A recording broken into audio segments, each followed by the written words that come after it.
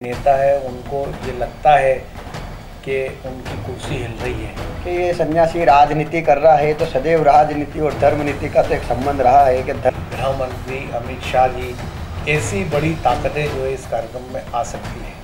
12 जनवरी को जो होने वाला आयोजन है वो राष्ट्र धर्म सम्मेलन के नाम से होगा। स्वामी जी की भाजपा और संघ में ऊंची भेंट है, क्या हकीकत है? तो संत का अपना जलजला होता है और संत खुद एक जलजला होता है।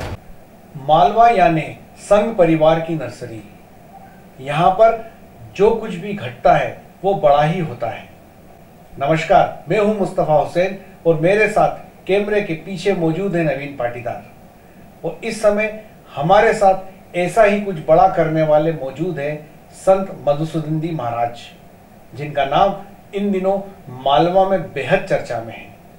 ये उस दिन पहली बार चर्चा में आए जब 4 अगस्त को भादवा माता में हजारों लोगों के एक कार्यक्रम को किया, जिसमें पूर्व मुख्यमंत्री शिवराज सिंह चौहान आए थे।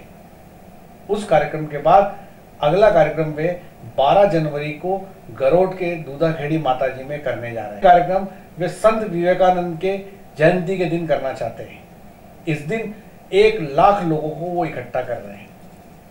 कुल मिलाकर जब से कामाख्या आसाम से महाराज मालवा में आए हैं और कार्यक्रम कर रहे हैं, कहीं ना कहीं वे भारतीय जनता पार्टी की आंखों की किरकिरी बने हुए हैं। हमारे साथ मधुसूदन जी महाराज मौजूद है, आइए उनसे बात करते हैं वे किस तरह के अभियान में जुटे हैं। स्वामी जी, स्वागत है आपका। 4 अगस्त को आप पहली बार चर्चा में आए थे जब आपने भादवा माता में एक आवास पे हजारों लोग इकट्ठे किए थे और शिवराज सिंह जी चौहान उसमें आए थे।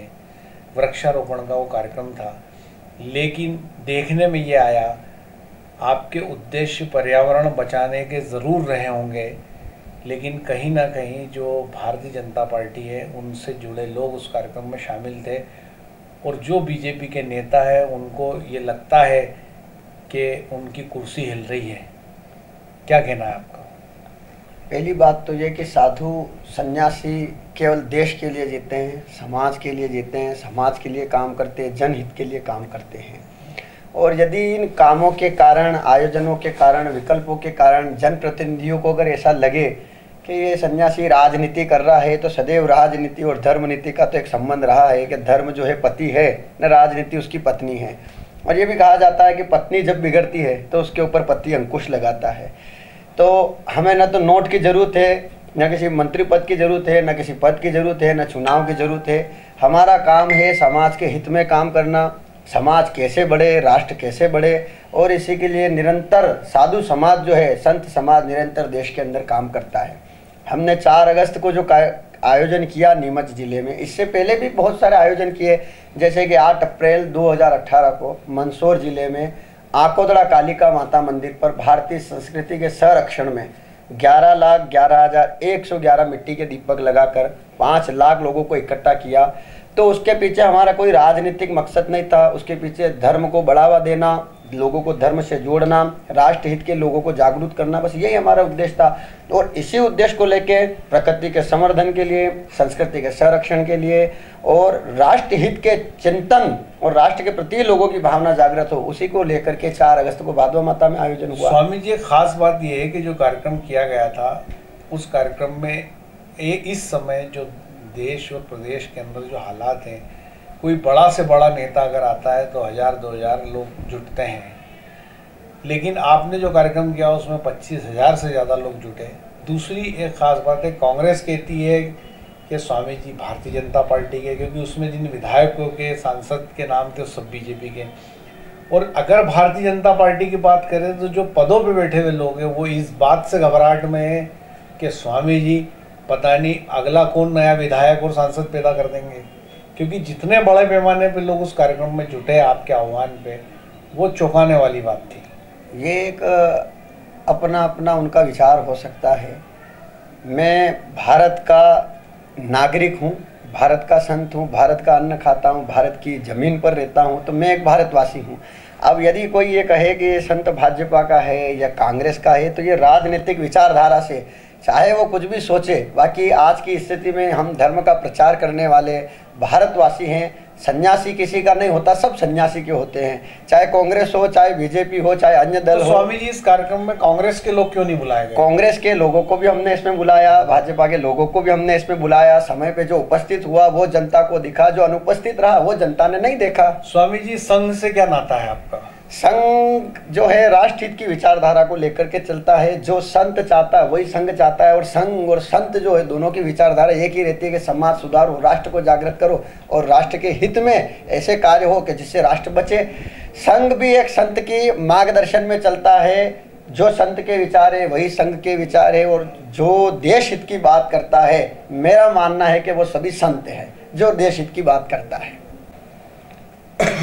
स्वामी जी, एक खास बात यह है कि आपने कई आयोजन मालवा में किए, चाहे दीप लगाने का हो, चाहे वृक्षा 1 लाख पौधे लगाने का हो, और 12 जनवरी को एक महा आयोजन और करने जा रहे हैं जिसको लेके समूचे मालवा की बीजेपी की राजनीति में बड़ी घबराहट है। क्योंकि ऐसा सुनने में आ रहा है कि इस कार्यक्रम में भैया जी जोशी से लेके केंद्रीय गृह मंत्री अमित शाह जी, ऐसी बड़ी ताकतें जो है इस कार्यक्रम में आ सकती है।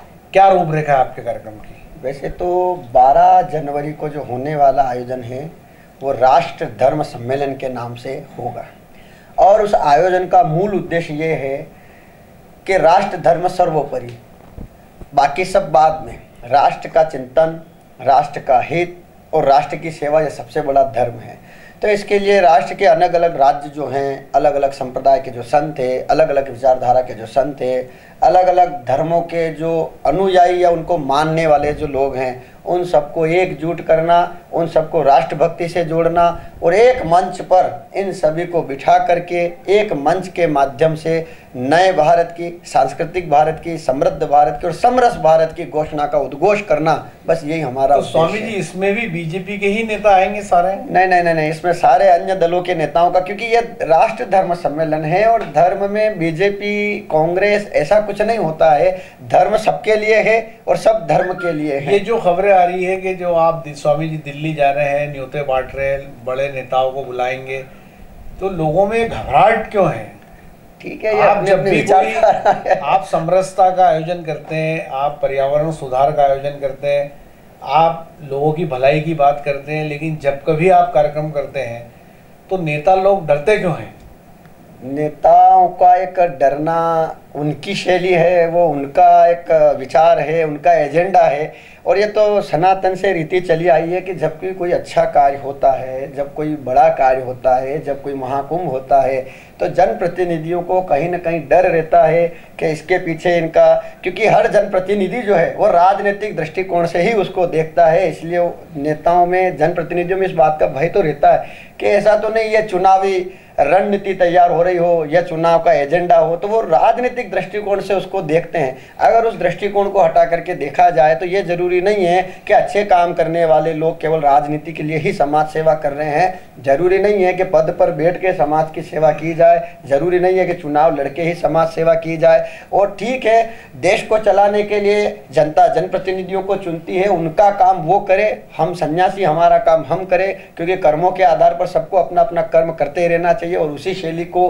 उसी मार्ग पे हम चल करके देश की बात करते हैं। स्वामी जी, पहले जो है वागड़ के एक संत जो है उत्तम स्वामी जी महाराज का जलजला मालवा में देखा जाता रहा है, और उनकी संघ में और बीजेपी में ऊंची पहुंच लोग मानते हैं। अब उसके बाद मधुसूदन जी महाराज का नाम चर्चा में है इस मालवा में। हर कोई आपको उसी नज़रिए से देखता है कि स्वामी जी की भाजपा और संघ में ऊंची पेट है। तो क्या हकीकत है और क्या फसाना है स्वामी जी? देखो, संत का अपना जलजला होता है और संत खुद एक जलजला होता है, और संत के पास वो शक्ति होती है, वो पावर होता है कि हर आदमी संत के पास आएगा, समाज संत के पास आएगा, क्योंकि संत तो दिशा निर्देशित करता है। और ठीक है, कहीं ना कहीं अगर वैचारिक रूप से या व्यक्तिगत रूप से अगर हमारे संबंध किसी से हैं तो उसको लोग किसी भी दृष्टि से देखें, उससे हमें कोई फर्क नहीं पड़ता है। अब हम किसी को न्योता दे रहे हैं, किसी के साथ रह रहे हैं, किसी के पास बैठे हैं, और उसको लेकर के यदि अन्य लोगों के मन में ये संशय जाग जाए कि इनकी कोई एजेंडा होगा या कोई बड़ी पहुंच होगी, तो ऐसा तो कुछ है नहीं। संत तो वैसे अपने आप में पहुंचा पुरुष होता है, क्योंकि जिसको पूरा समाज पूरा देश नमन करे उसे किसी के पास जाने की जरूरत नहीं, क्योंकि वो तो खुद ही एक ईश्वर की भक्ति पर चल करके देश के भले की, जनता के भले की बात करता है। स्वामी जी, आपका नाता जो है कामाख्या देवी से है, वहाँ आप साधना आराधना करते हैं, और जब भी आसाम की इस कामाख्या देवी का नाम आता है तो सीधे सीधे तंत्र साधना की तरफ ध्यान जाता है। तो लोगों का ये भी है कि स्वामी जी कामाख्या देवी में कौन सी साधना करते हैं जिसके कारण उनके कार्यक्रम में हजारों लाखों लोग जुटते हैं।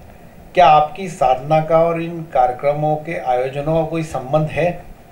देखो, वो तो जगत जननी माँ है, और वैसे कामाख्या एक विश्व का तंत्र जगत का सबसे बड़ा शक्तिपीठ है, और ये माना जा रहा है, ये इतिहास में भी, और ये प्रत्यक्ष रूप से या अप्रत्यक्ष रूप से अगर अपन देखें तो माँ कामाख्या जो है 52 शक्तिपीठों में सबसे बड़ा शक्तिपीठ है। जो भी भगत जिस प्रकार की भी मुराद लेके वहाँ जाता है उसकी मुराद निश्चित पूरी होती है, और उसका नाम ही इसलिए कामाख्या, जो प्रत्येक काम को पूर्ण करने वाली देवी है।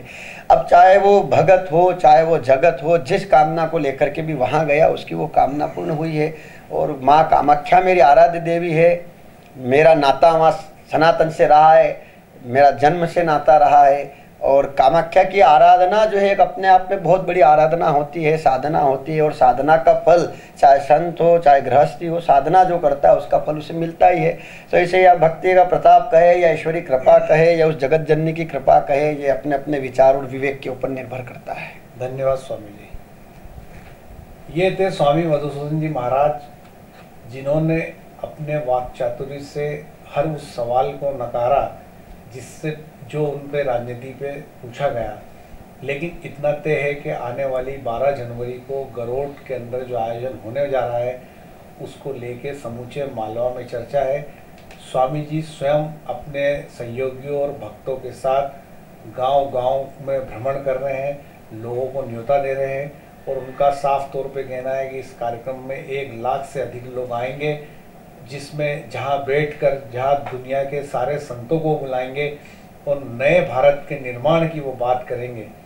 लेकिन जब इस निर्माण के साथ अगर ऊंची राजनीतिक शख्सियतों का नाम जुड़ता है तो कहीं ना कहीं स्वामी जी का नाम चर्चाओं में आना लाजमी है। मेरे सहयोगी नवीन पाटीदार के साथ मुस्तफ़ा हुसैन, नीमच।